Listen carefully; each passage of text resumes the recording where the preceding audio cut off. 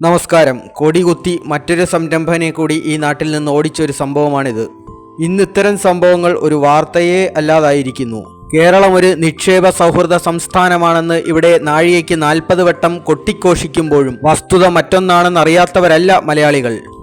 എന്നിരുന്നാലും രാഷ്ട്രീയ അടിമത്വം അവരെ അന്ധനും ബധിരനും മൂകനുമാക്കുന്നു. ട്രേഡ് യൂണിയനിസത്തിന്റെ ഏറ്റവും പുതിയ ഇര ഒരു കുടിവെള്ള പദ്ധതിയാണ്. കൊച്ചിയിലെ കുടിവെള്ള പ്രശ്നങ്ങൾക്ക് ഒരുപക്ഷെ ശാശ്വത പരിഹാരമാകുമായിരുന്ന ഒരു പദ്ധതി. അതാണ് ഇവിടെ നഷ്ടപ്പെട്ടിരിക്കുന്നത്. വിശദാംശങ്ങൾ നോക്കാം.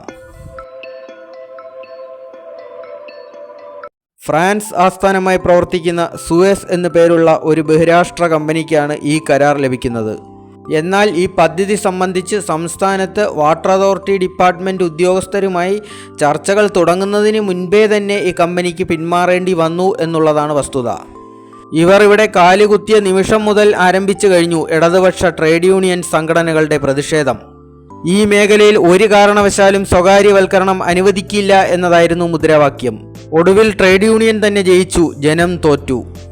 ഏഷ്യൻ ഡെവലപ്മെൻറ്റ് ബാങ്കിൻ്റെ കൂടി സഹായമുണ്ടായിരുന്ന ഒരു പദ്ധതിയായിരുന്നു ഇത്. 2023 നവംബറിൽ 1416 കോടി രൂപയാണ് ഏഷ്യൻ ഡെവലപ്മെൻറ്റ് ബാങ്ക് ഇതിന് വായ്പയായി അനുവദിച്ചിരുന്നത്.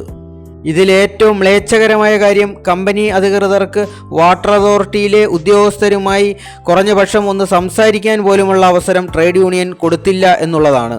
ടേംസ് ആൻഡ് കണ്ടീഷൻസ് വയ്ക്കുന്നതിന് മുൻപേ തന്നെ അവരെ ഇവിടെ നിന്ന് കെട്ടുകെട്ടിച്ചു. അങ്ങനെ Kerala urban water supply improvement project എന്ന പദ്ധതി ചാവിള്ളയായി. ട്രേഡ് യൂണിയനിസത്തിൻ്റെ മഹാവിജയം. ഇന്ന് ഇന്ത്യയിൽ ഏതൊരു സംസ്ഥാനത്തിനുണ്ട് ഇങ്ങനെ ഒരു മേന്മ അവകാശപ്പെടാൻ? പക്ഷേ ദോഷം പറയരുതല്ലോ, ബാറായിരുന്നെങ്കിൽ അനുമതി കിട്ടിയേനെ.